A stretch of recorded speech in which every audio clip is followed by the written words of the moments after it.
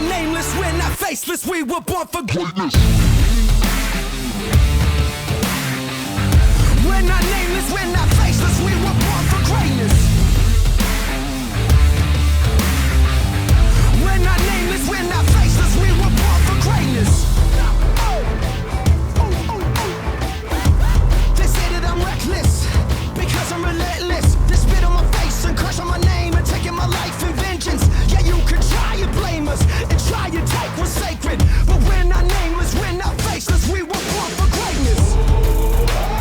Somebody sound the alarm. A fire was set in the dark.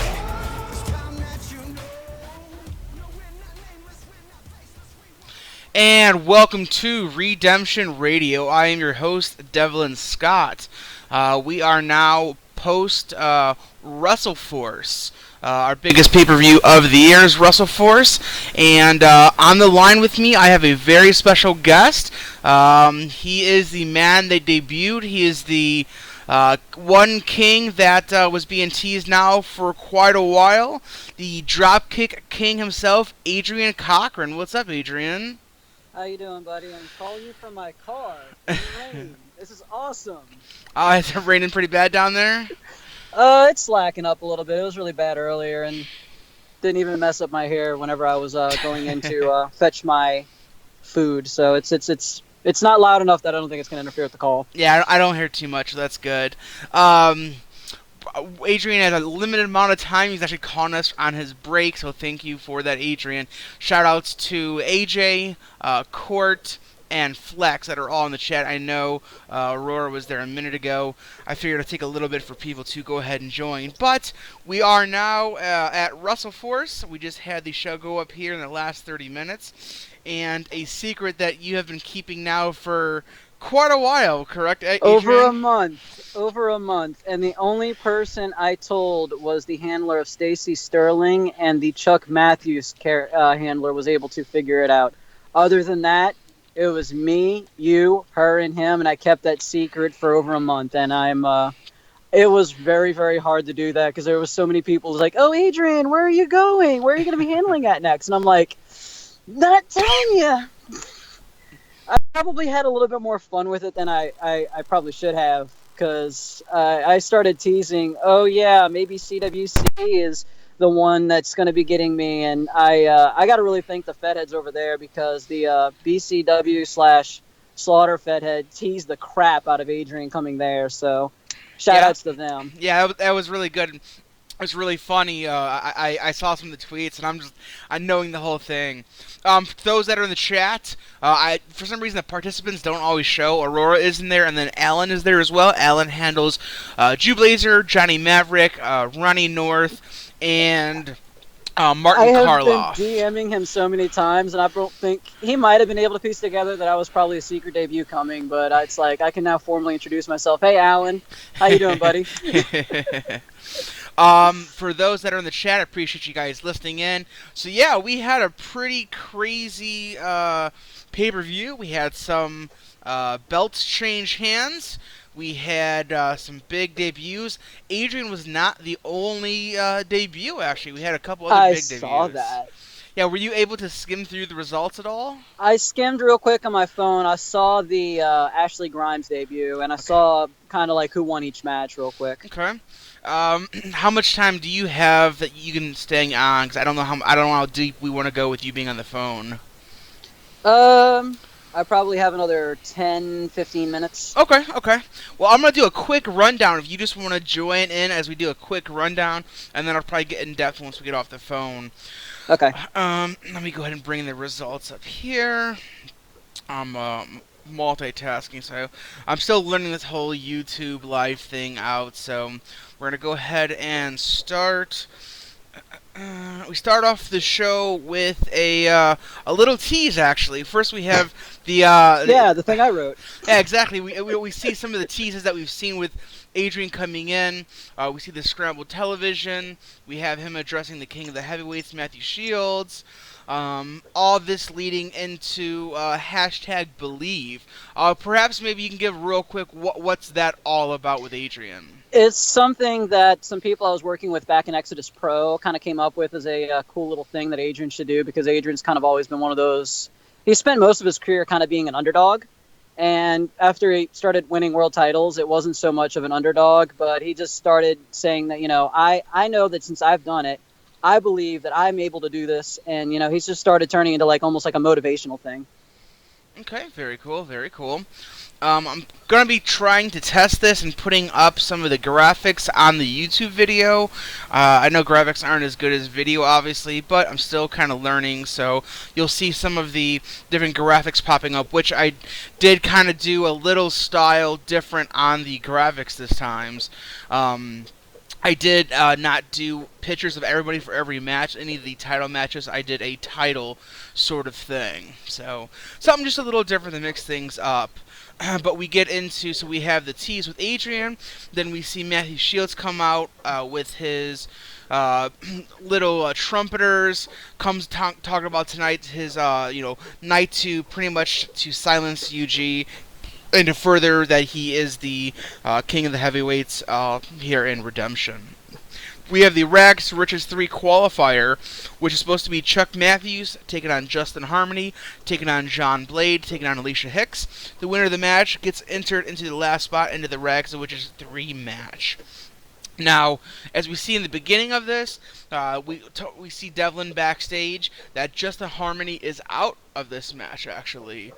He had not fulfilled some of his contract stuff, so he was being pulled out, and instead we had a new entrant into this match, making his debut from Portland, Oregon, Jonathan Drake. A guy that's been on the waiting list for a while, has kind of spent some time there, and in the end of this match, we have a pretty interesting kind of swerve. Chuck Matthews, the smartest man in wrestling, as he calls himself, had the match won, but decided to drape Drake over John Blade for Drake to pick up the pin and to get entered in the Rags to Riches match. What's kind of your take? You're pretty familiar with Chuck both in and out of character, Adrian. What are your thoughts on this from both an in-character standpoint and an out-of-character standpoint? I don't think he likes to win his first few matches in Feds. That is something that I've kind of noticed about him. I think he actually mentioned to me he didn't want to win this.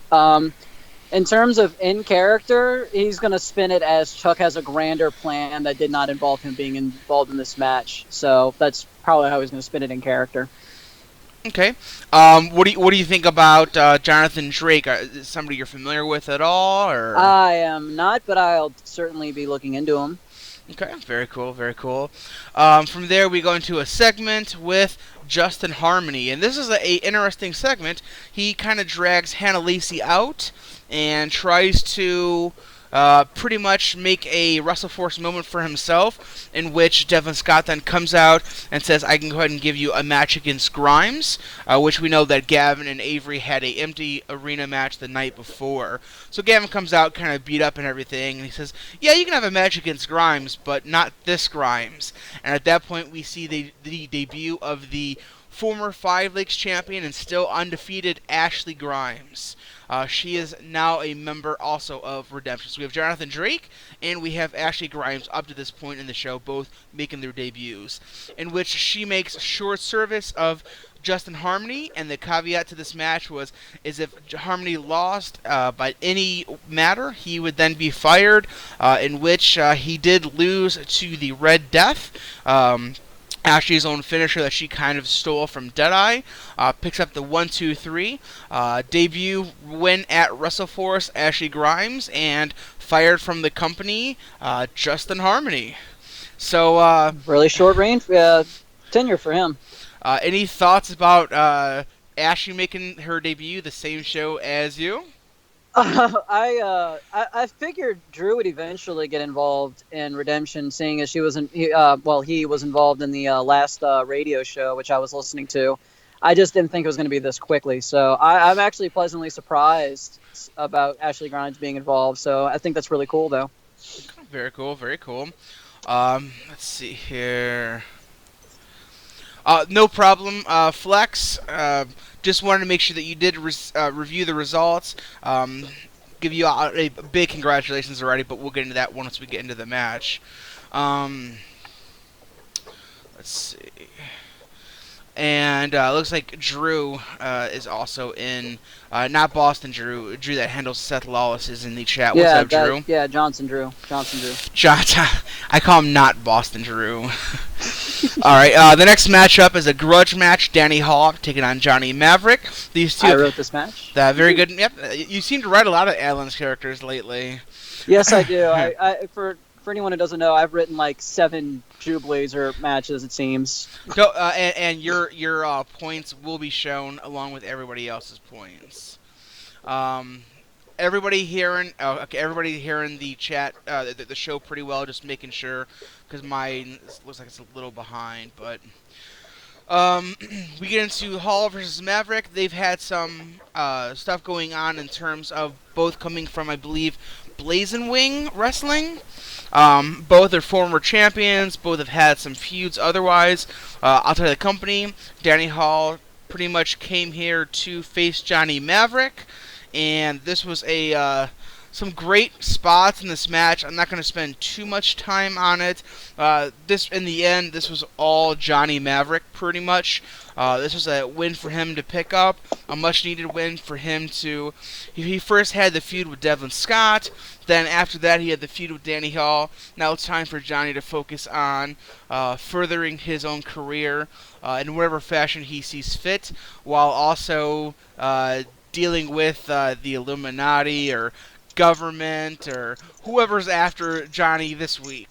After the match, we do see Danny Hall grab the ref and attack him, in which Devlin Scott comes out and says, I'm not going to put up with that, and fires Danny Hall on the spot. So that's the second person of the night fired and gone. Since you did write this match, any insight to the match itself you want to go ahead and give out? Well, Alan actually messaged me and said to have Maverick kind of be a little bit condescending towards Hall, because Alan's been really good about saying, hey, you're writing my match.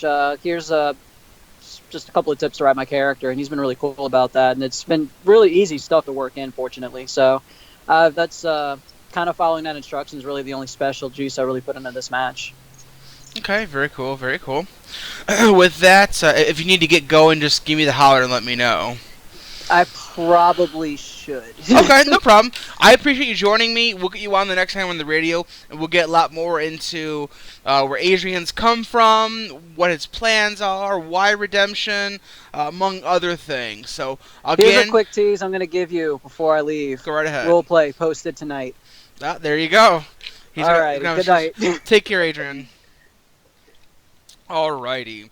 By the way, if anybody is in the chat that is interested, that it's a part of the Redemption roster, and you're interested in being on the show, just hit me up real quick. If you have me on Skype, I'm more than happy to get anybody on. I'm kind of going to run solo, which is not a big thing. It's whatever. Do you want on, Alan? Yeah, if you want on, let me know. I know you were on before with me when we were doing IPW. Oh, alrighty. I'm trying to keep up multiple screens. I'll put this up over here. Okay. Sorry about that. So then, once we get past that, we then cut into a segment that was pre-recorded. This is with Chris Constantine and Jack Tillman.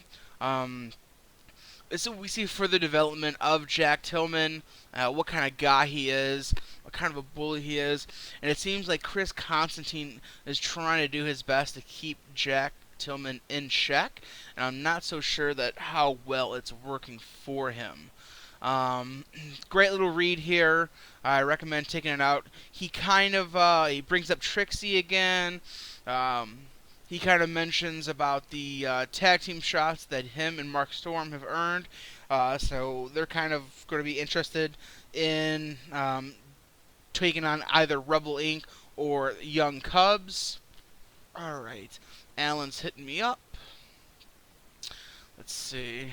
Should be getting them on here. Alright, you there, sir? I am here. Alright, perfect, cool. I'm not running solo. Alright, I'm just going over some of the segments here. Chime in whenever you'd like. I'm getting a little bit of air from you. Is there a fan near you? Yeah. Sorry. Not a problem.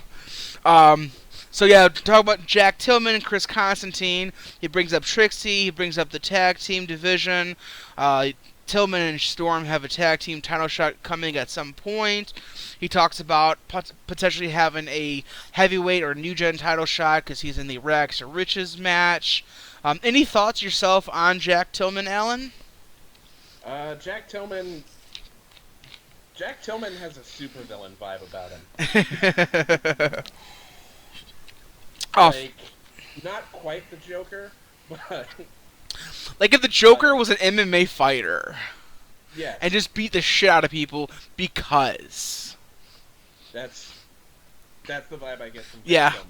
And for those for those that don't know, Alan handles Jew Blazer, Ronnie North, Johnny Maverick, Martin Karloff, among other people. I'm sure you have plenty of characters all around. So many. I was correct. It was Blazing Wing that Hall and Maverick have history, correct? Yes, the Blazing Wing Wrestling Federation. That's what I thought. Okay. Very cool. Okay, we go on to the next segment. We see Richard Kelly talking with Jonathan Drake. He's the one that was kind of gifted the win by Chuck Matthews. Kind of asking him, how does it feel to win your debut match? Kind of giving a big opportunity for the Rags to Riches. On top of that, kind of what his thoughts are on being here in Redemption. Kind of your normal, I'm glad to be here. It's an amazing feeling. Just a normal kind of intro with Jonathan Drake. I'm sure we'll see more with him here in the future. AJ's saying so that you run half of the roster in Redemption apparently because you run 4 people. 4 people is the max, so and I do allow it. We then go to another segment. We see Mason Moore and Tasman. I believe it's pronounced Tasman Richards. Kind of having a thing backstage. Kind of pushing forth some sort of relationship. And him getting ready for his match with Coda. We then go into the no disqualifications false count anywhere match. Mason Moore taking on Coda. And if you have not read this match, it is very well written by both handlers, Coda and Mason. It's a very great, just a gritty, hardcore, violent match. I actually jumped into this one when I saw results were up. This is the first thing I scrolled to read. Look, I want to know why. Well, why is that? The idea of this feud has been one of my favorite things in the company, and the match delivers on exactly what it needs to be, which is just a fight. Yeah, I mean, there's like wrestling is like not even a word. It's just they literally beat the shit out of each other, and the ending leaves it like there very well could be a sequel. Yes. Yeah, this has been a feud. Mike handles Coda. He also handles Kenzie Rydell and Cass Balmer. Coda's been a great character. It's something new he's trying. For those that may not know, she has little to no emotion. She's kind of ultra violent, very kept to herself, antisocial. He's kind of teased that she's on the autism spectrum, which is kind of a unique way to go about it. Whereas Mason Moore is kind of your jock, meathead, bodybuilder guy. He, I believe he likes guys and girls both. He doesn't care. He's just like a complete opposite of Coda. And it'll be very interesting to see how things go here. In the end, it looked like, and we didn't know who the winner was, but the ref held up the hand of Mason Moore. So coming out of the match, the win was Mason Moore, which a lot of people were pulling for Coda. So, but Coda did get up to her feet as Mason was being helped off in a gurney. So she may have lost the match, but in a sense, she may have won the battle. Any thoughts about the ending or where you think this could go in the future, Alan? I want to see sequels to this. I want this to be I want this to be the Redemption Feds, like Friday the 13th. So eventually they'll like fight in space, Yes, and then like very specifically by the 10th iteration, they need to be fighting in space. I think that's fair. I think that's fair. And there's like tits for no good reason. There's tits just to have tits. Right. Okay, cool. I'll just make sure we're on the same page. Cool. And sleeping bag deaths. Sleeping bag Yes. deaths are Yes.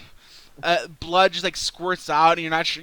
Like blood doesn't even squirt out of a body that way, just for no reason. Oh. All right, so then we go with another segment. This is yet another tease with Adrian Cochran. We'll get into later in the main event. Just kind of teasing with a voiceover. He uses the word "believe" a couple of times.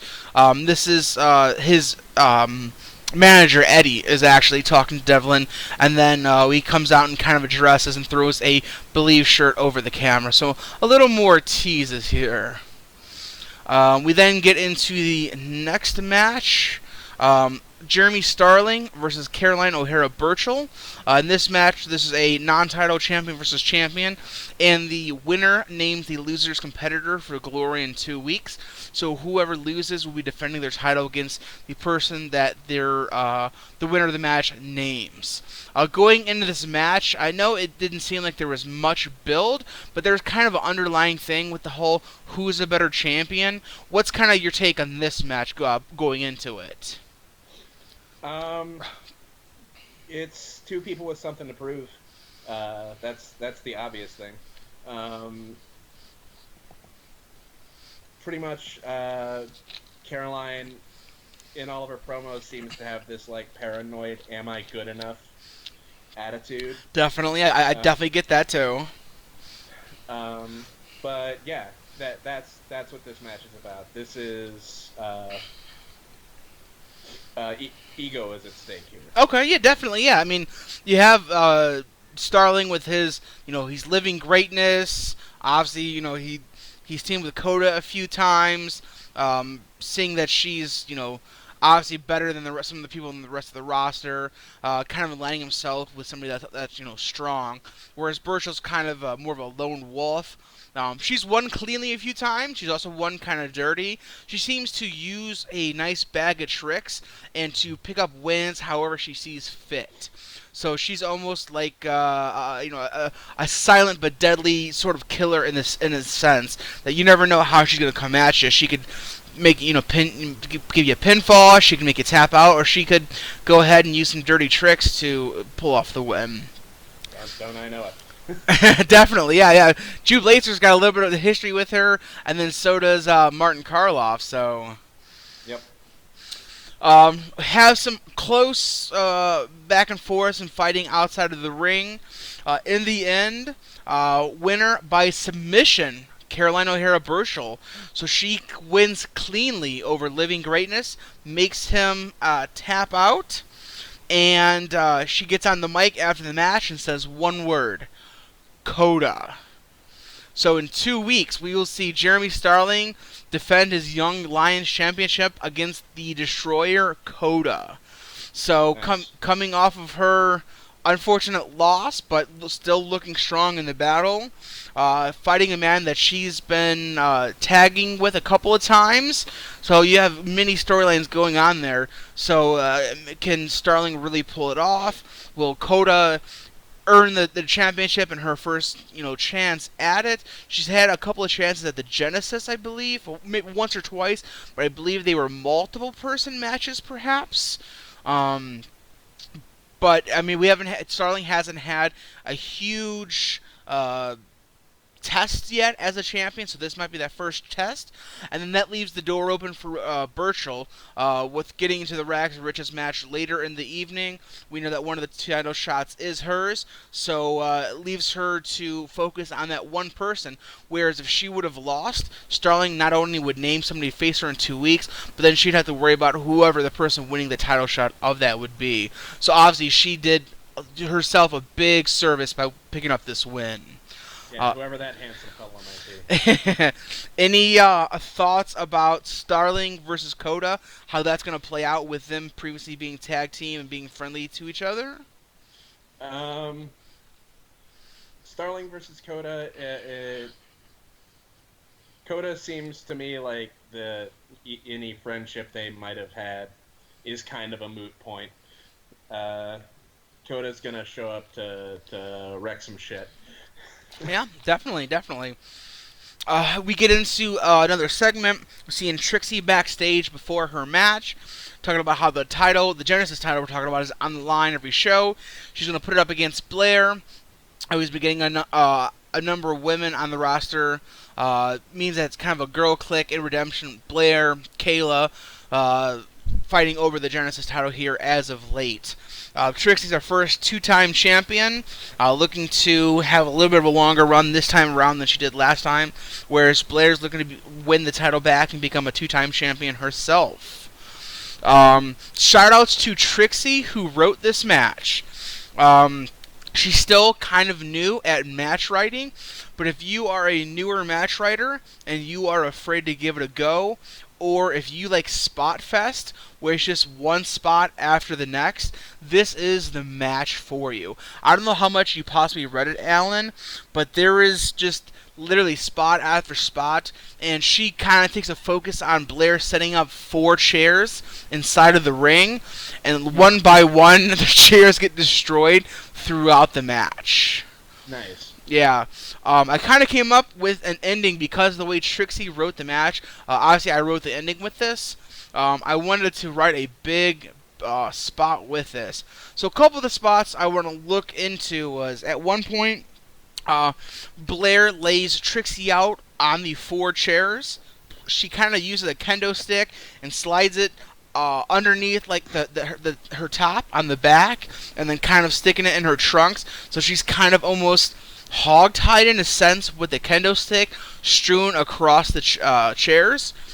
She goes ahead and climbs up the corner and jumps off, but Trixie manages to roll off as Blair pretty much nosedives through the 4 chairs. Yeah. So, and Blair's self-described bitch herself, and she has no problem, getting her hands dirty. Check out this match. I highly recommend it.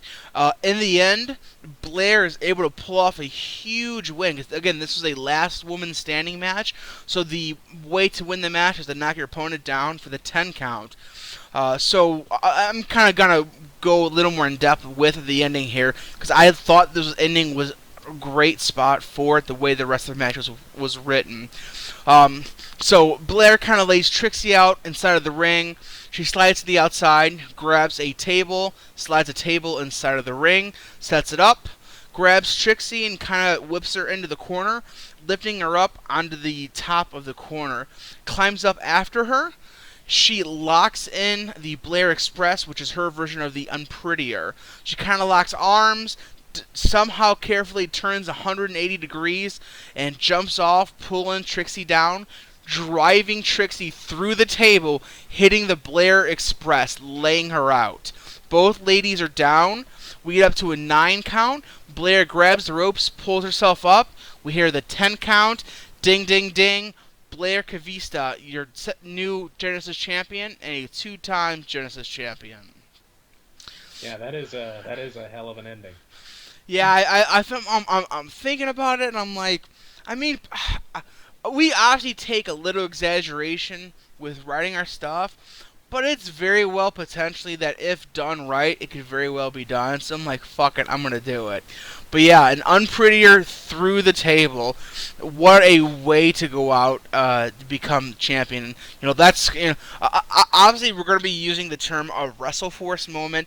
Obviously, WrestleForce is kind of our version of a WrestleMania. Unfortunately, with this sort of prevalence of real wrestling going on in life, you're going to have some kind of parallels there. So this is kind of her WrestleForce moment. AJ says, it makes sense that Trixie lost. She used to spending time on her back. Wow.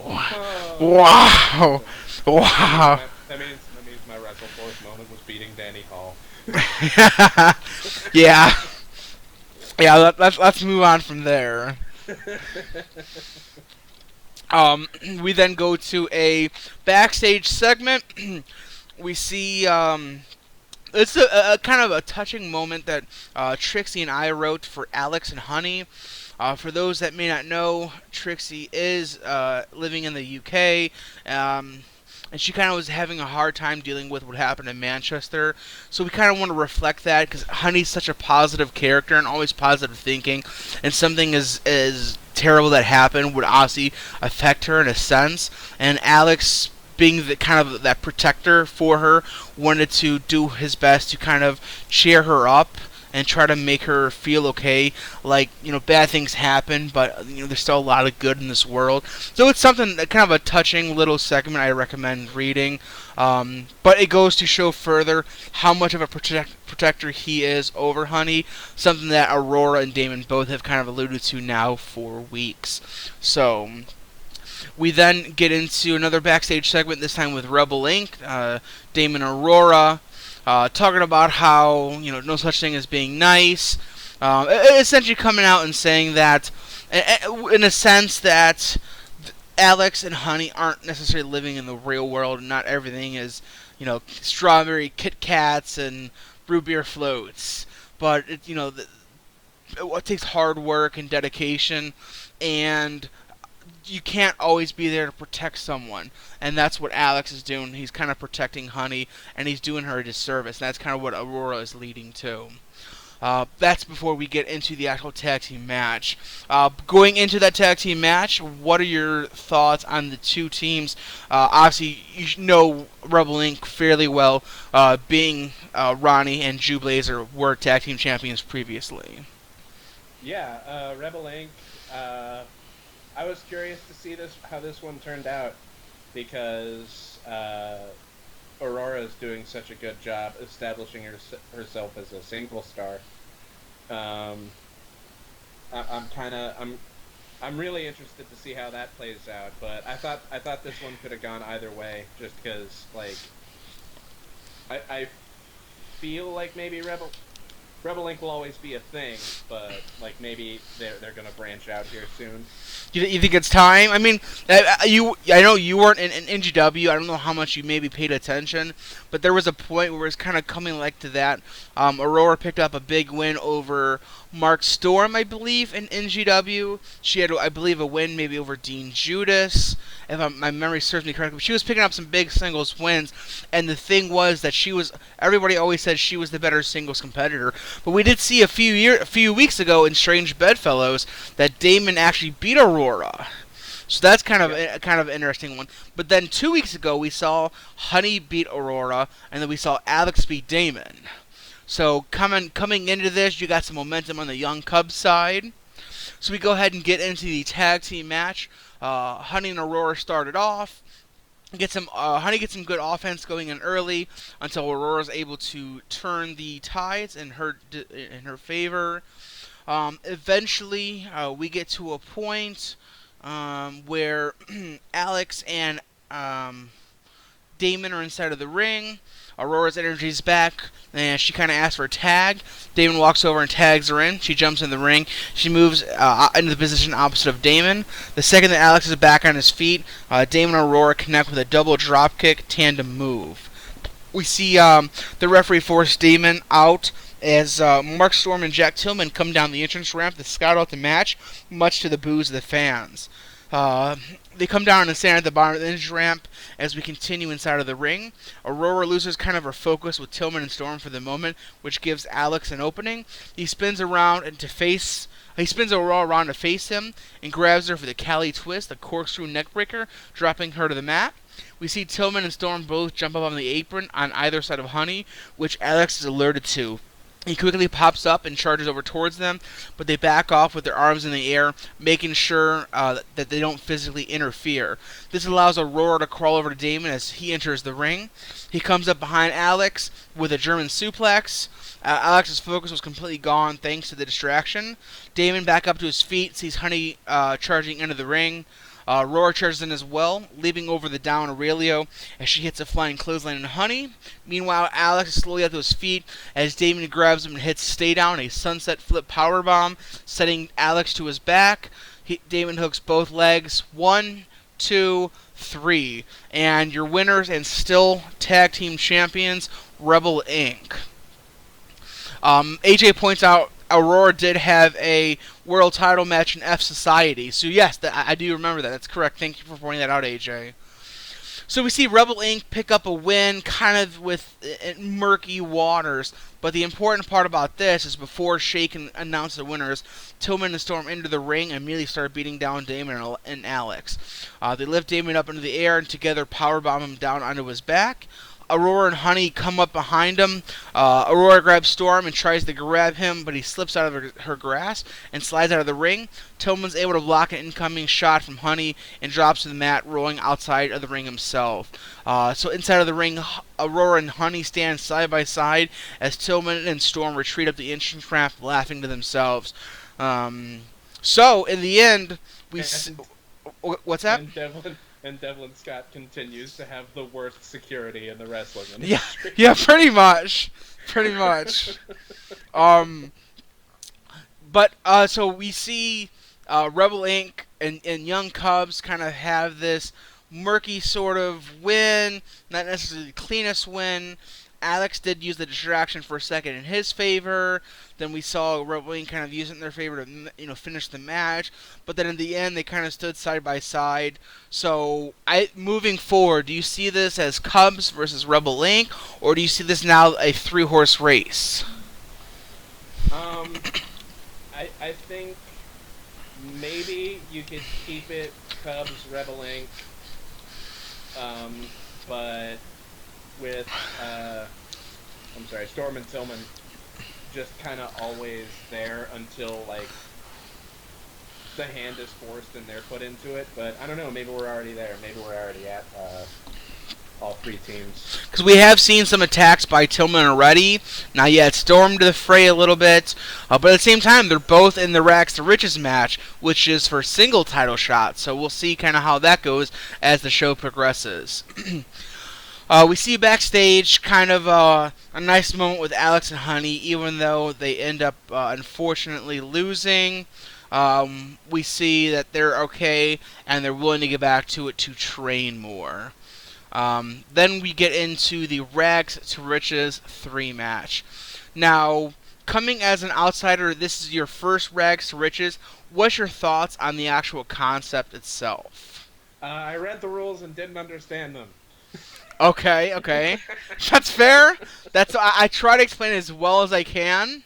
But again, I was on a lot of pain medication at the time. Fair enough. Okay. So essentially, there's 3 briefcases hung up on 3 of the corners of the ring, with 1 ring post being open, obviously.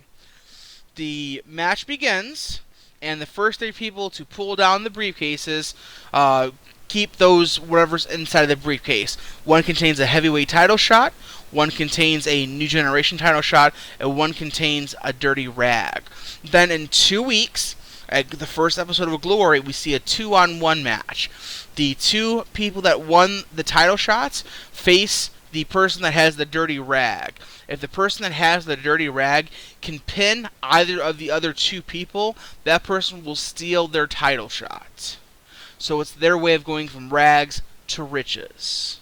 It sounds super early TNA, but I like it. Exactly. It's kind of a feast or fire, Money in the Bank kind of thing. I was looking originally with NGSE. I was kind of looking for my own thing, and kind of came up with this, and I liked it. And then Rags to Riches 2, we actually had 2 matches because the roster was so big. So every time it's a little different. So coming into this match, though, we have R.C. Tucker, we have the Jew Blazer, we have Martin Karloff, we have Zarya Karloff, we have Anton Chase, we have Jack Tillman, Mark Storm, Kayla Richards, Jonathan Drake, who won the qualifier earlier in the show. We have Rachel Redding, who won a tournament in West Coast Genesis to be the first WCG roster member to take part in a Redemption Wrestling match. And then on top of that, we find out we have yet a third debut tonight. Debuting in this specific match, Josh Kennedy. So a name that some people may be familiar with. AJ says TNA's Feast or Fired, but with a much better concept. Well, I appreciate that. Thank you. And he also says that we have potatoes for security. I wouldn't debate that. Going into this, not picking your own characters, who did you think had the best shots to win?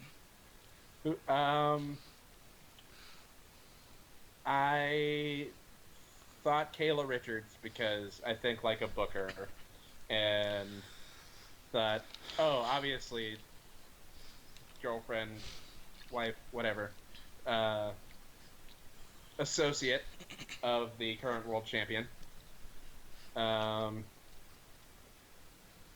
RC Tucker can do some good shit when he's motivated. Right.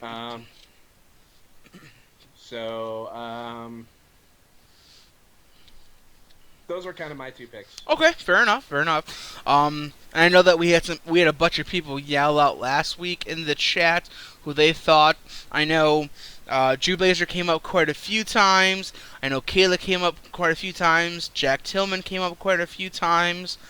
I think we had a Martin in there. I think we had a couple of Rachels because people were kind of looking for the unexpected.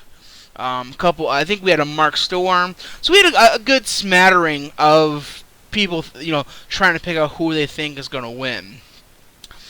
So we get into the match, and it's kind of the way I like to write these matches is I like to kind of group the people. So we have the first group of people. Let's see here. The match begins. We have RC Tucker and Drew Blazer working together against Tillman and Storm, which we did see Tucker and Blazer team up previously as a tag team once or twice now. And they've done pretty well as a team. They seem to get along pretty well, which is kind of funny because they're both former tag team champions. So they could very well become, they have the experience to become tag team champion again. The Blazer has now been a tag champion in every company he's been in. Well, wow. With different people. Really? Wow. Then we see both Martin and Zario working together against the odd team of Rachel Redding and Kayla Richards. Then we see the trio of Josh Kennedy, Jonathan Drake, and Anton Chase facing off. I'm not going to sit here and do all the back and forth. I'll kind of go over each briefcase grab. Early on, it was all Kayla Richards in the match. She pretty much dominated. We see Drake and Kennedy trade shots back and forth with Chase down on the mat. They have a briefcase in their corner and both won it. Without warning, Kayla Richards charges forward and uses a double chop block. The Karloffs miss hitting Kayla and stop their momentum with the help of the ropes. Kayla pops back up to her feet and steps onto the back of Anton Chase to jump up on the second rope. She climbs up to the third, reaches up and pulls down her briefcase. Your first person walking away with the briefcase, Kayla Richards. So you, Alan, among other people, were all correct. First person was Kayla. Alright. So this is, so I want to do some interesting spots in this match as well. I'm hoping they came out pretty good. Trying to find where it started. Okay, here we go. So Jonathan Drake gets up to his feet quickly, and we see RC Tucker heading up for the briefcase. Drake slides into the ring, and as Tucker climbs the corner, Drake climbs behind him. A few kidney punches, and he measures the slow Tucker. The Jew Blazer is slowly pulling up to his feet and sees a huge opportunity. He climbs up to the corner from the outside and has a chance for a briefcase. The crowd is on their feet, and Blazer gets into his head to have a huge moment as he works to save Tucker by grabbing the head of Jonathan Drake and jumps off, hitting a crazy-looking Oy Vey, a tornado DDT, planting Drake onto the mat. So, I want to know how you may explain that in character. Why would Drew Blazer do that? I'm sorry, I was reading. One more time. So, Drew Blazer essentially hit the tornado DDT on Jonathan Drake when he could have grabbed the briefcase. He helped save, I guess, his friend at this point, RC Tucker. But why would he look for a big moment as opposed to going for the briefcase? Because he's a superhero. superheroes gotta have their big superhero moment. Fair enough. Okay. I was interested to see how you would spin that. I figured that'd be a nice little interesting spin to do on it. With that, Tucker slowly heads up and reaches for the briefcase, but Anton Chase quickly scales up to the outside of the corner and begins to trade shots back and forth with Tucker. Right, left, right, left. They go back and forth, and the Juju Blazer quickly gets up to his feet. He tries to head back up to the corner, but seeing Blazer come up behind him, Tucker makes a crazed move, gets his feet perched on the top corner as he jumps off, grabbing Anton Chase with the head scissors as both men hurl hard to the ground below. Chase flies and crashes back first into the barricade as R.C. Tucker lands hard on the floor below. The fans chant, "Holy shit! Holy shit!" Blazer's left alone in the corner as he climbs up. He looks down and the fans encourage him. He sees Tucker down, but the fans continue to chant for him. Reaching up, he grabs the second briefcase and pulls it down. As he exits the ring with the briefcase, he immediately checks on R.C. Tucker. So at that point, what's going through Blazer's head just before he grabs that briefcase? Well, he always said, he's been saying for a little bit now, 2017 is going to be the year he wins his first singles title. And I made the joke about me being a tag champion. I think that Jew Blazer is done being a tag team guy. All right, very cool. So this is the year of the Jew, you're saying? Yes. The joke I made in my terrible promo while I was on pain pills was this year the chosen one is one of the chosen people. Oh, nice. That's actually not bad at all. I like that. Give me 1 second. Thanks for the retweet to AJ. I appreciate that. I'm just going to retweet it out myself. This is what happens when you try to multitask on air. Yeah. Yeah. Alright. I just wanted to retweet it out for people that are interested and in again, listening. Anyone listening, if you had to read it, I'm sorry about the pudding song promo and the Johnny Maverick shows everyone his butt promo. I have not got a chance to read them. That's the nice thing about Angle Feds. I don't necessarily have to read the promos right away. I've had a busy fucking weekend. Thanks to those that got their matches in early. Shields was I was waiting on him for the main event. He was writing the match in between throwing up because he has a stomach bug. And then Mel, who is Zarya, was writing the tag match. She didn't have internet, so she went to a library to help write a match. So I appreciate the both of them getting their stuff in so we can get this all done. And because I want to make sure we get this up in time. Yeah, I wrenched my back and wrote 2 promos while on the hydrocodone and muscle relaxer. Nice. And then it came time for the Martin Karloff promo, and I fell asleep on my bathroom floor. On the floor? Okay. We then have one briefcase left. Let's see here. Okay, so we see there's a group of people inside of the ring. There's strikes being traded. Zarya and Rachel, Martin and Jack, Mark and Jonathan. Rachel reels off a snap DDT to Zarya, planting her on the mat. Tillman uses an STO to drop Martin to the mat as well. Mark Storm grabs the arm of Drake and almost takes his head off with a Storm Strike, a short arm clothesline, dropping him to the mat. The 3 of them left on their feet, Tillman, Storm, and Redding. It's a numbers game. Tillman uses a couple of body shots to Redding as Storm spins her and executes the impending Storm, a combination of strikes followed by a clothesline.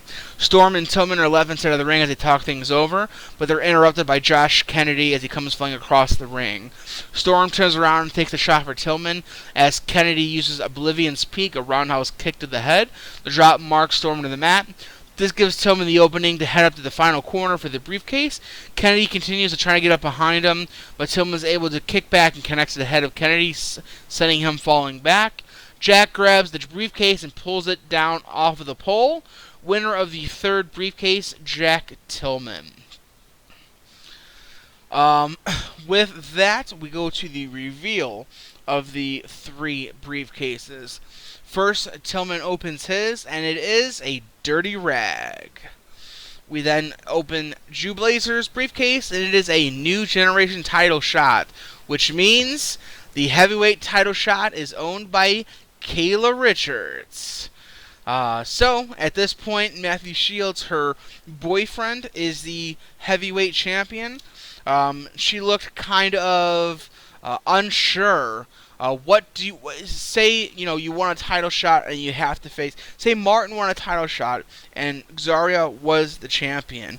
How conflicted would Martin be in this sort of situation?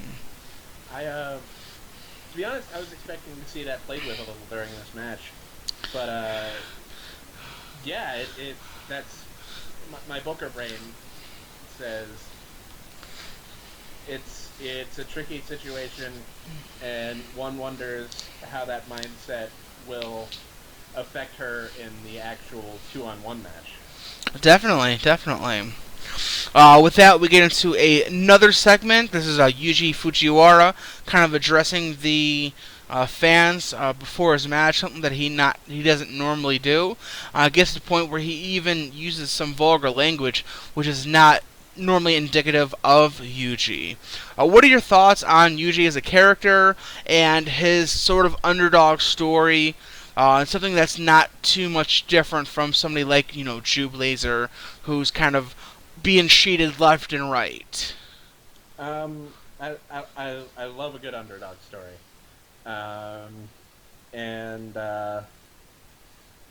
Yeah, Yuji has, like, there was the Great Manabu thing that happened recently. I hope I'm saying that right. The what? The mask, when Yuji was under a mask. Yeah, I can't remember the name he used, but yeah, he was under the mask where he beat Shields for the title, but it didn't count because it was pretending to be someone else. And yeah, it's super solid underdog booking. If you like, he's had a taste of the top of the mountain now, and the booking has done a good job of making this feel like it's all or nothing time. Right. We've seen Yuji lose at Ultimate Resolve, but it wasn't. Flex said you said it correctly. Good on you. Cool. All right, cool. Yeah, I would have no fucking clue. So I mean, we saw him lose at Ultimate Resolve, but it was by nefarious means. We saw Shields kind of duck and dodge him. And the one clean match they had was in the Global Cup, which Yuji won. He beat Shields cleanly to do so. I mean, we saw Yuji, going back to the first few weeks, he was in Genesis title contention with guys like R.C. Tucker. It's where Anton Chase won the Genesis Championship originally, and he was screwed out of some of those matches as well. So it's been kind of an ultimate underdog. And I'll kind of get a little more into that once we get through the match. I got some interesting stuff that some people would be interested to hear about. So we get into the main event. It's the best 2 out of 3 falls match. Matt Shields taking on Yuji Fujiwara. We see Kayla Richards coming out with Matt, which is kind of to be expected. We figure that he's going to be using every dirty trick that he can, use her for distraction, essentially doing everything that he can to keep the belt and to, rid himself of Yuji once and for all. So in the end of the first fall, we see that Shields is working over the arm of Yuji. He locked on a arm submission. He cranked back on it. Yuji tried to fight it a bit more, but he had no choice and tapped out. We hear her shaking on the mic, but it's ripped away from Kayla Richards as Kayla's gladly talks about the winner of the first fall as a result of submission being King Matthew Shields. So already Yuji's down to 1 fall to 0 and a best 2 out of 3.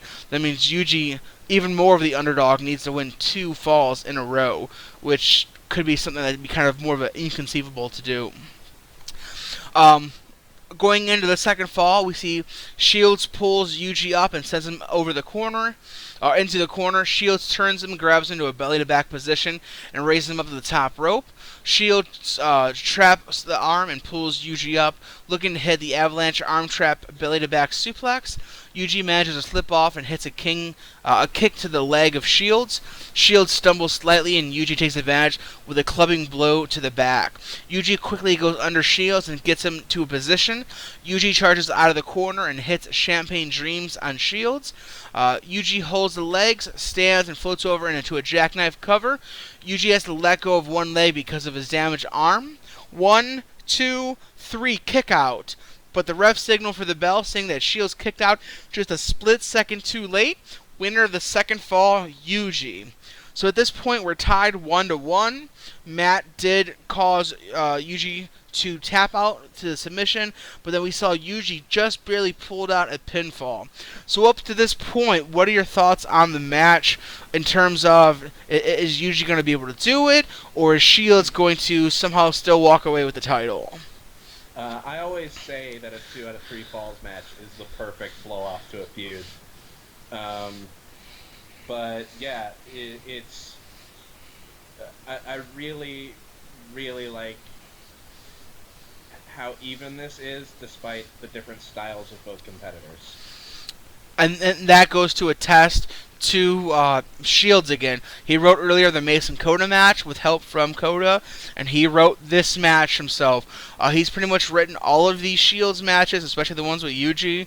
And one thing he does great is write his own matches very even, and he's more than happy to put other people over. So big shout out to Matt Shields.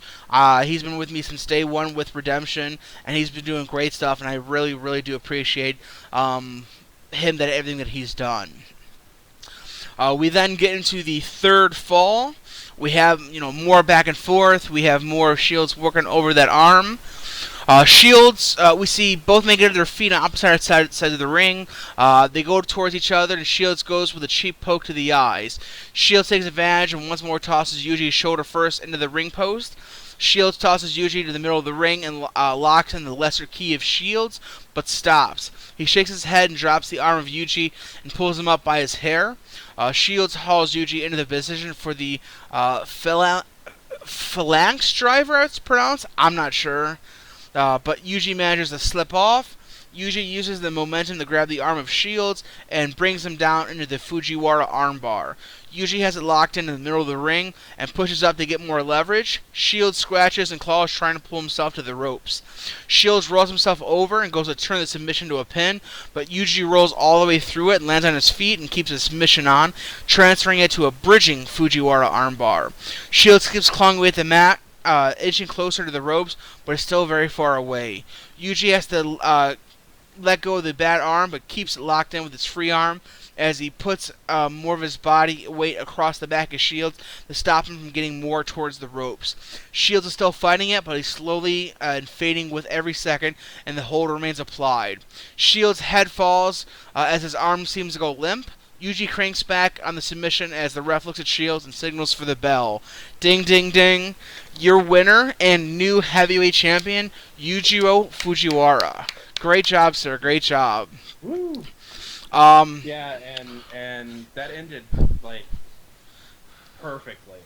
Just because if Matt Shields was going to lose, it was going to be because he got cocky and slipped up. Exactly. With that, we also see his music play. Kayla Richards gets up on the ring apron screaming, "That's not fair. He never tapped out." Shields is kind of beside himself. He's screaming, "Rematch, rematch of glory, rematch, rematch, rematch." Shields drops the mic but stays in the corner, just repeating rematch over and over again as he stares up at Yuji.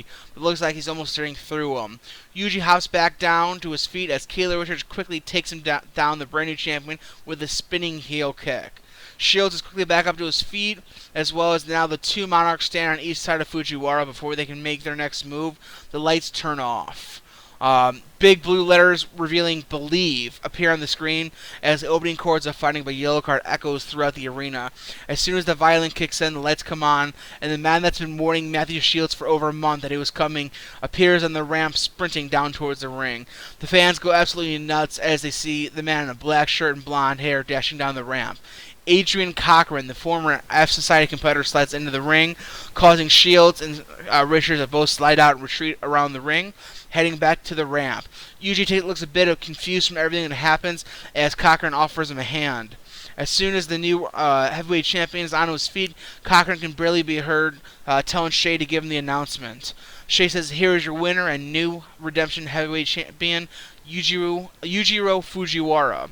His music plays as he holds the title belt and raises his arm. Once the confetti starts falling from the arena, Cochran hops over the ropes to let Yuji have his moment to celebrate. So we see both the end of kind of one feud, and we see the pickup of yet another feud with Matthew Shields. So let's start with, where do you think that Yuji's gonna go from here with being the new champion? Well, the one great thing about Redemption is currently he is not short on challengers. That's very true. After Rags to Riches, he's got potentially Kayla, and even past that, we've got just a packed roster. But yeah, I think you've got Tillman as a major possibility. Mm-hmm. Just because the underdog dethroned the king, and again, Tillman's a supervillain, and I'd just like to see that. But yeah, it's the underdog's not the underdog anymore, and I always enjoy seeing that transition. Where do you think Shields goes? Does he try to continue this feud out with Yuji? Does he focus on Adrian Cochran? If he does win the title back, what does that mean for him and Kayla? What are your thoughts on that side of things? I don't think Cochran is going to allow himself to be ignored. I think Shields will spend a bit trying to make his argument for being in the title picture still, and he has an argument, but I think before he can get back there, he has to deal with this Cochran thing. Okay. What are your thoughts on, obviously you're part of the match, so you might be a little more biased, but where do you see Kayla and Blazer teaming up, taking on Tillman? Will they work together? Definitely an odd couple there. Do you think they'll work together? Obviously both of their title shots are at stake. Do you think she'll feed him to the wolves and give him, Tillman the easy win? Well, if Kayla wants to cooperate, the Jew Blazer is the world's tag team partner. There you go. He's quite experienced in that realm. He is everybody's best friend, whether they want him to be or not. Definitely. And then in terms of, let's go real quick. Josh Kennedy, do you have any background with him at all, that you are familiar with him at all? I see him around on Twitter a little bit. Seems like a good dude. But yeah, I'm excited to see what he does here. What about Jonathan Drake? Any insight to him at all? That you're familiar with him at all? Nope. Okay, no problem. Or what about Ashley Grimes? I know she was in NGW when you were in IPW, but I'm sure when Versus happened, maybe you were somewhat aware of her. Yes. I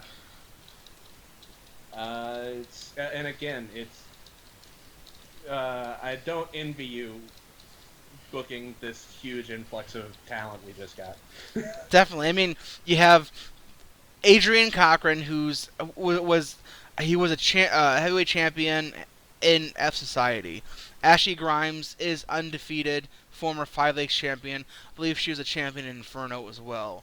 You have Jonathan Drake, Josh Kennedy, two guys that they've literally been chomping at the bit now for well over a month with me to get onto the roster.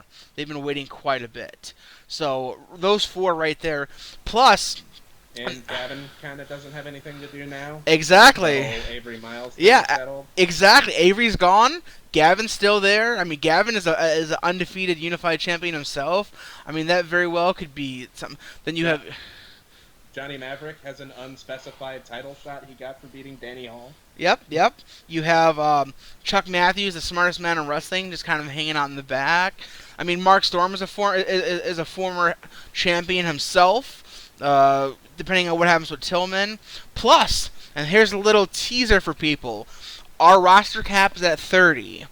With Harmony gone, with Avery gone, with Danny gone, Josh is here, Jonathan's here, Ashley's here, Adrian's here. That puts us at 29 out of 30. What is the Raw after WrestleMania popular for? Ooh, debuting a developmental guy. Quite potentially.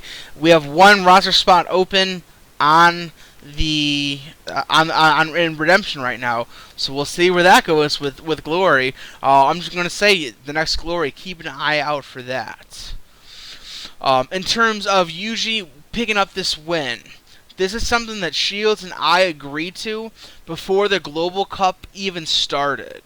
So the Global Cup happened months ago at this point because it was a multiple round thing. So Yep.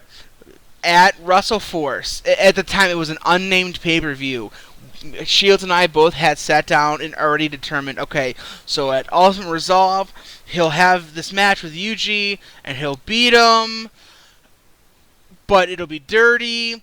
Then he'll have this kind of comeback story, and then he'll finally beat him at this unnamed pay-per-view. So this has been something that's been plans for months now. That's how far out I did it with sort of this plan. So big shout outs to Flex, who runs Yuji. Great stuff. I love the character. I've said from day one I've loved the character. I'm a big softie for baby faces and underdogs, and I'm glad things kind of worked the way they worked. And in terms of Yuji's future, it'll be an interesting one. I will go ahead and spoil this now. I have not booked the new card yet because I just haven't had time. I'm going to be doing that here once I get off the show. But Yuji will be defending his heavyweight championship immediately against Matthew Shields. This will be done. This will be done in a match that will be a special guest referee. That referee, Adrian Cochran. Boom. Okay. So you have potentially an unbiased referee who's wanting to call this down the line. So that will be interesting to see what happens there. Shout out to Jonathan Drake, who's in the live chat right now. On top of that, other matches I can confirm so far, that I've booked in my head at least. Obviously, the 2-on-1, Kayla Richards and the Jew Blazer taking on Jack Tillman. So the way this works for Richards and for Blazer, this is tag team rules for them. It's a 2-on-1 tag team handicap. So only one person's going to be in the ring against Tillman at a time, and if Tillman can pin either of them, he steals that title shot, whoever it is. So if he pins Blazer, he gets the New Generation title shot. If he pins Richards, he gets the heavyweight title shot. Make sense? Yep. From there, we have Jeremy Starling defending his Young Lions Championship against Coda. A match that was booked by Caroline, essentially, when she won that match. We're going to see Blair Kavista defending her title once again in a one-on-one match against Trixie. This will be Blair v. Trixie 3. So I can confirm that this will be the final match of those two facing each other. So if Trixie can pick up the win, she does not have to defend it against Blair any longer. She'll move on to other opponents. But if Blair wins, she does not have to worry about defending it against Trixie any longer. So Blair and Trixie 3. The rubber match. Yeah, exactly. Technically, they did face off in the multiple. I think it was a fatal 4-way match. But for one-on-one match, this is the third version of that match, essentially. In terms of other matches, I have not had time to sit down and do so. Though I can confirm that we have booked the first match for Convergence already, which Convergence is not till September. It'll be Devastator, who is one of Damon Graves' characters. And I'm sure Aurora will correct me if I'm wrong, or she'll give me a little more, information about it. I'm not entirely too sure, but he'll be taking on Gray Malone, and this will be a one-off match for the two of them because neither of them are signed to contract. Um, we'll see how that ends up going. So we have that one-off match. As well, we have starting in 2 weeks the All-Female Invitational, the AFI 2017. We'll see the first few rounds will be all summarized matches, and then the final match will be at Convergence as well. So we'll see how that goes. As well, and this coming Saturday night, we have West Coast Genesis Hype episode 3, I believe it is. Let me double check. Yep, episode 3 from Riverside, California. Have you kept up at all with West Coast Genesis, Alan? A little bit. Any thoughts in terms of roster members down there? Anybody you like? Anybody you like to see up on the main roster? Can't brain right now. No problem, that's fine. Any thoughts on Rachel being in the Rex Riches match, having a taste of redemption? Oh yeah, that happened. Shit, sorry. No problem.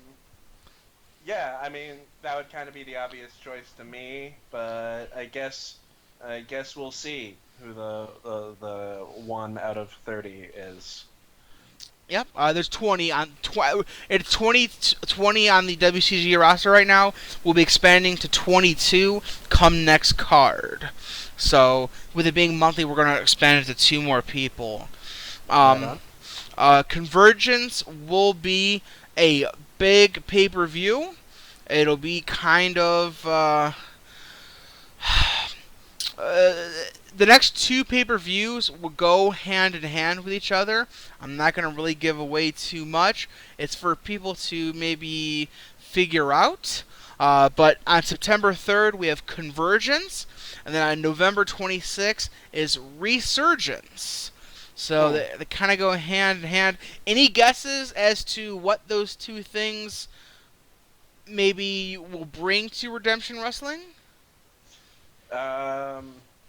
Something ending in urgence. just urgence. Just urgence itself. I know I've had a couple of people ask me if somehow WCG is going to take on Redemption Wrestling. Who knows? That could very well be. We don't know. We'll see. We did have Versus, which was NGW versus IPW previously. So, yeah, we'll see how things go. Again, the official music, or the official song for WrestleForce I played to start the show was Burn for Greatness by Papa Roach. I do want to confirm that we have an official song. I'm going to do official songs for pay-per-views now, because I kind of like that idea. The official song for Convergence is Back from the Dead by Skillet. So, that kind of plays more into what's going on with that pay-per-view, which we'll get into more of as we build up to that show. So we have 5 shows between WrestleForce and Convergence to kind of build and tell stories. What is your own personal outlook that you see or would like to see? We'll start with Jew Blazer. Obviously, he has the Rags to Riches 2-on-1 match. What are your thoughts on his outlook? The Jew Blazers outlook, I think for the first time, there's a little less positivity. Not after Rags to Riches, just the fact that he had his jaw dislocated and then Shields got an underhanded wind on him, and he kind of has the attitude like, cool, all the champions need to cheat to beat me, but I'd feel good about that if they weren't all just getting away with it. Okay. Are you suggesting that we have potatoes for our security team? I think in the Blazers case, they're latkes. Latkes, okay, fair enough. Yes. But yeah, but I think the Rags to Riches win is gonna shift him back to good old super positive Josh. What's Josh's thoughts about Kaylee Cassie coming back into, and she's making her return from injury in the AFI? He's overwhelmed with happiness. There's been this huge run of all of Josh's friends getting injured, and Yeah. he's glad to see at least one of them back. What is Johnny Maverick's outlook now that he's done with Devlin Scott? He is done with Danny Hall. Maybe he can finally actually have real matches. Yeah, and all I'm gonna say about Johnny Maverick is now that I'm outside of the Danny Hall thing, if you think I've gotten weird with it, I'm about to get even more weird with it. Oh God. Well, I appreciate you being as positive as you can with the whole Danny Hall thing. So. No, it's cool. I kind of took it as an opportunity to not really reinvent Johnny, because the core of Johnny has remained the same, and I've always said that the core character of Johnny Maverick has to be that you can't tell if he's crazy or screwing with you. Very, very, very much so. Devlin Scott definitely doesn't know how to take him. Yes, Alan handles Johnny Maverick. Yes, Ruby Rose just asked. She's in the chat as well as Mel. Hello, Mel. Yeah, Devlin Scott definitely does not know how to take him, and I think that the true fun from Johnny and Maverick started with the Avery Miles match with the whole Illuminati thing. I think that was the really start of me. I'm like, he's really fucking out there. And I'm just like, wow. And to answer the question, is Johnny Maverick crazy or fucking with everybody? It's probably both. Yeah, he's probably partially crazy, but he probably also fucks with people. Yeah. Okay, what is the outlook for Martin Karloff? I mean, he's had the New Gen title before. We kind of saw that he kind of helped Caroline before, almost like there was something being formed there, but it didn't happen. Now Zaria's here, potentially a tag team. Yeah, I'm kind of regrouping as far as the character of Martin Karloff goes. And part of that is definitely my fault, and I'll go ahead and kind of give a little insight here. There was talks of a heel faction with Jeremy, Martin, Caroline, and Zach Knight for a while, but things unfortunately did not happen well, and so I'm sure that has to create a little bit of reboot on your part. Yeah, and here's what I'll say. I can kind of spill the beans on this because I've hinted at it enough. When I initially created the character of Martin Karloff, he had two different personalities, and each of those personalities had their own entrance music and separate moveset. And one side was the Manticore, and the other side was the Phantom. And the Manticore was like full on like an aggressive animal, while the Phantom was like cold and calculating and a technical wrestler. And I'm thinking of doing a return to something like that. Okay, very cool. The concept of Martin having two separate personalities. And I think we've kind of seen that kind of alluded to with Zarya and her stuff as well. She's kind of talked about how she knows a side of Martin that nobody else does. So obviously he's a conflicted guy with, different sort of aspects to himself. Yeah, and I have intentionally not gone very deep into Martin's backstory. Like, all we really know about him is that he was an orphan. But there is a lot to Martin that I have not touched on, and I'm kind of ready to kind of get into his backstory a little more. Okay, and what's the latest update with Ronnie North and what I always forget? It's In You Porn Video. What's the company again? New Porn. New Porn. He Yes, Ronnie injured himself, in case anyone wasn't aware, not in the ring, but on the set of one of his pornographic films. Uh, I love Ronnie North. um, I've been toying with. See, here's the thing. Here's the thing with Ronnie. I was initially toying with the idea of Ronnie becoming the Jew Blazers manager, but I also kind of don't want him to be around, just so there's an even bigger reaction when he finally comes back and we get that Radical Alliance reunion. Yeah, that's very cool. That and I think Ronnie North showing up in your role plays is good enough for now. This might be biased to me because I've handled Kaylee Cassie, but the whole idea of Kaylee and Ronnie just fucking with each other around Josh is just the greatest thing. Oh, and responding to Aurora, Ronnie didn't snap his dick. He injured his back on a sex swing. I like how you even plan out the actual specific injury too. Oh yeah. God. Can you what okay, do you go as far as what was the name of the movie that he was filming? Um. Um. Give me, Did you actually come up with a name? I come up with names for all of his movies and promos. I'm trying to shit something out right now. Um.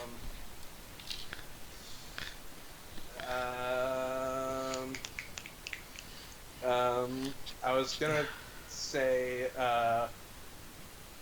Pounder Rangers, but I think a company already did that. Pounder Rangers! Oh, that's fucking great! Oh shit, Mel wants to be added to the call. Hold on 1 second.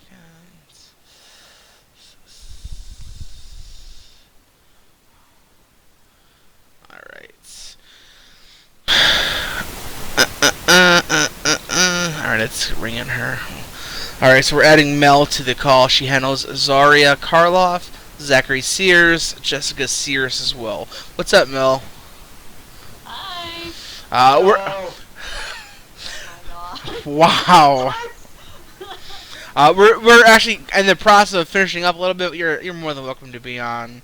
Well, since we were kind of talking about Martin, what's kind of Zaria's outlook in Redemption now that Rags to Riches is over? Well, definitely isn't a lot of what was thought of was there might have been a conflict developing between the two of them since the last Glory, but as it was shown in the character development piece, it wasn't so much of a conflict. It was just kind of a moment that they needed to just regroup themselves. But I feel like it's still a really strong bond, regardless of how it's going to be. And I don't think anything's going to change that. Do you have a fan by you, Mel? I do, yes. I'm Yeah. sorry. It's like, hang on. Is that better? Thank you. Okay. And then as well, what's does she want to maybe tag with Martin? Does she want to do singles? What's kind of her thoughts? Well, looking at her accomplishments, she's been able to do both tag team and singles. So, irregardless, in Redemption, she can go either way. But there does seem to be some kind of a feud developing between her and Coda. So maybe singles would be a really good idea. Okay. But she can go either way, singles or tag. Okay, very cool.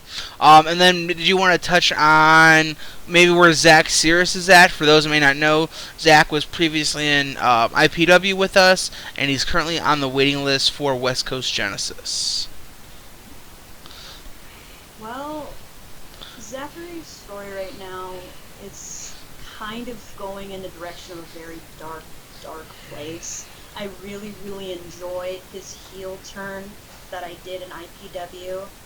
And even though he's not the kind of heel that is very arrogant or thinks that they're better than everybody, he still has some kind of a dark superiority complex because of what he calls the monster within him to be such.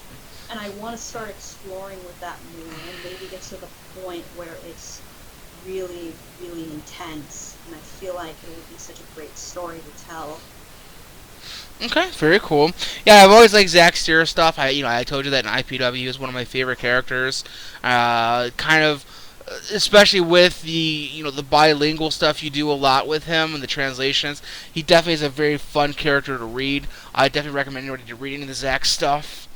Want to quickly give a rundown. I will post the final tally of the points. For those that were making the reviews, I did keep track of points as well. So just to put it in perspective, without role playing, Adrian had 19 points. He was 12th on our points list without ever role playing. So that should give you a little insight there too. He was writing match after match and segment after segment for me. Mason Moore finished off number 1 with 35. Honey was number 2 with 34. Matt Shields was 3rd with 32. Gavin Grimes and Aurora Graves tied with 26. Alex was 25 points. Trixie was 25 points. Kayla Richards was 23 points. Blair came in 9th place with 22. Jack Tillman and Coda had 21. Damon Graves was 12th place with 18. Johnny 17 points. Avery 16. UG 16. RC, Jublazer, Zaria all had 16. Martin had 14. Jeremy and Caroline had 14. Mark Storm with 12. Anton Chase with 10. Chuck Matthews with 7. Danny Hall 5. Alicia Hicks 5. John Blade 4. And Justin Harmony with 1. So there are your points. Those will be tweeted out. Remember, the points do reset at this point forward. So anything posted will start over fresh.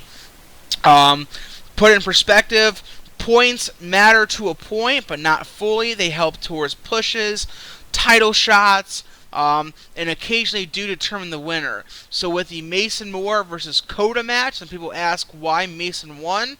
This match was decided by points exclusively. They both had been very active, both very strong competitors. It was hard necessarily to have one or the other as a winner, but in the end it was Mason that won. Jonathan, yes, you did get 1 point for writing your segment, yes. Ashley Grimes had 5 points.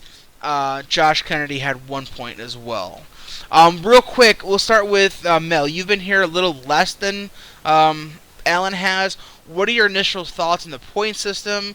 Do you like it? What would you change, etc.?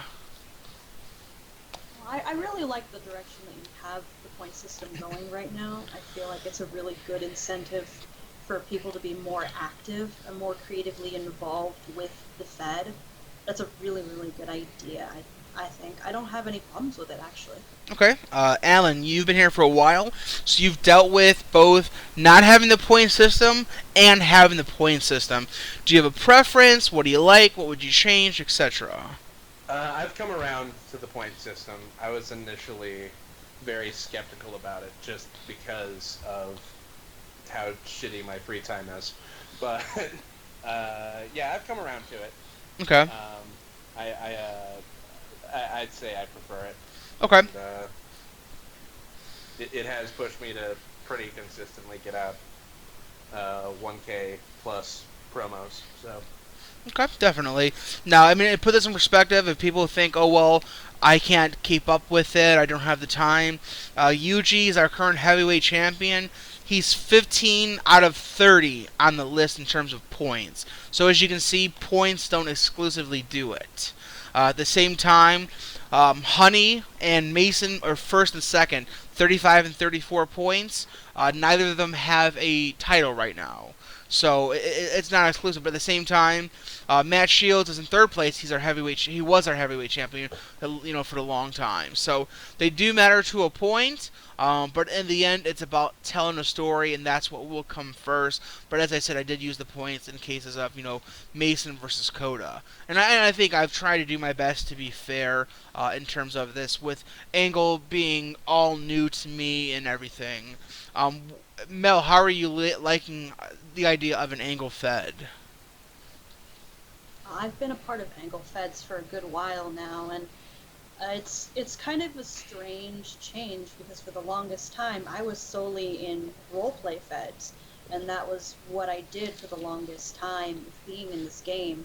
So suddenly, when I did first start going into Angle Feds, I was confused, and I was like, I'm not sure how this is going to work. I don't even know if match decisions aren't solely decided by role plays anymore. How does it work? Mm-hmm. But I feel like it's a lot more compelling to me as a storyteller and someone who is strong in character development, because that's been my strength. I'm not the best shoot writer, I'll be honest with you right now, but I feel like it's really nice for storytelling and character development and to getting a really cool story told by everyone. Okay, very cool. And real quick in the chat, we're about to finish up. So if anybody has any insight, questions, or comments, throw them out in the chat. I would love that. Alan, what are your thoughts on Angle? Is it something that you like? Is this, I know you were in IPW for a while as well, so you're doing kind of the micro stuff. Back in the day, the pre IPW days that you don't really know about. I made the decision to stick to ankled feds because it means people can like me. Because I was quite a shooter, and back when I did competitive, I was in one company that was part of like 4 companies together. It was called the AOWF, Alliance of Wrestling Federations. Okay. And I was in one company in the Alliance, but they kept like cross booking me with other things, and I had like 5 titles at once, and I was like, please stop booking me in title matches,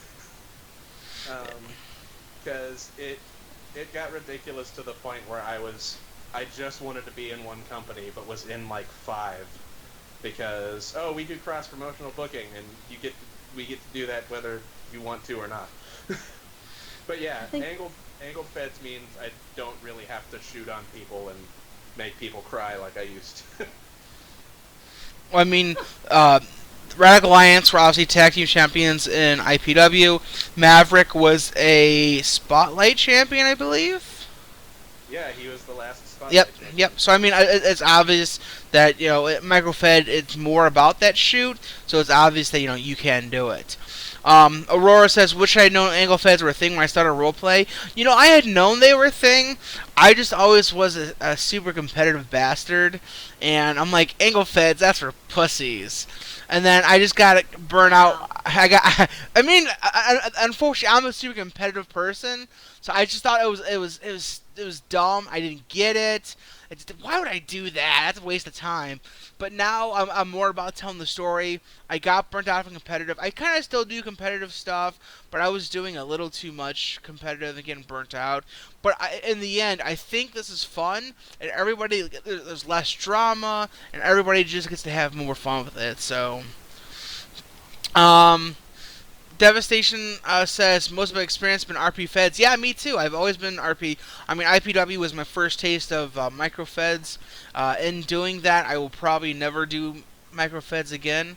And it's funny because I used to be a really good shooter in terms of just, straight promoting and stuff. But then I kind of discovered how much I enjoy doing CD. So, like, if I can't have, like, 1,000 or 2,000 words of CD, I'm like, well, what's the point of role playing? But that's kind of the way. I mean, things have kind of come a little bit different. But yeah, I really do enjoy the whole angle style. It's a lot easier on me as a Fed head. And with the points, I think the points is almost giving it a competitive aspect and allowing people to say, oh, I have more points than blah, blah, blah.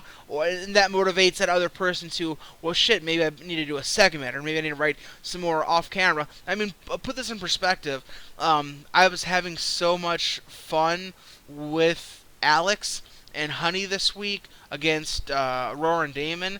Aurora put up her first role play. I immediately wrote a second role play, 1,000 words in 30 minutes. So, I mean, and that's in an angle fed. Most people wouldn't even care about that, but that's, I mean, I've seen some people start to do 2 role plays. I've seen Trixie do it a couple times. I've seen Blair do it a couple of times. And I know you, Mel, you were doing an on-camera and an off-camera all within usually a couple of days of each other. So, I mean, there's been people that have been giving more activity, which is definitely what I want. So if you're somebody that's going to slide by and just, do one role play, maybe send up a tweet, and that's it, that's your prerogative, but just in the end, activity's going to win it, so. Any last thoughts from either two of you before we go ahead and finish this up? None from me. Okay, Mel? Can't wait for the next card. I'm so excited. Yeah, so I will, once I get done with the call, I'm going to go ahead and work on the next card. It'll be up here soon. I'll tweet that out, and that way I can get off the computer for a while and relax. So that will be up. And then remember, Saturday night is West Coast Genesis Hype Episode 3. Then we'll have the first episode of Glory in 2 weeks. I'm going to go ahead and end the call. Thank you, Alan. Thank you, Mel. Thank you to Adrian earlier, who was on the call. You guys have a good one. Thank you. Thank you to Adrian, who was on it earlier with me. I appreciate that. I'm glad to have him on. We're going to go ahead and end the show with the music for Convergence, which is Back from the Dead by Skillet. Again, that'll be in September as well. Blair, you go ahead and do that, and you will lose the title. I'll guarantee you that. But you guys, thank you for being in the chat. Everybody that was in the chat. Aurora, Courtney, Damon, Mel, Allen, AJ, Jonathan Drake, Ruby Rose, going back, Flex was in here, anybody who's going to be listening to it afterwards, everybody, I appreciate it. Obviously I won't be doing one next week, maybe in 2 weeks, I'm not sure. I'll try to do it,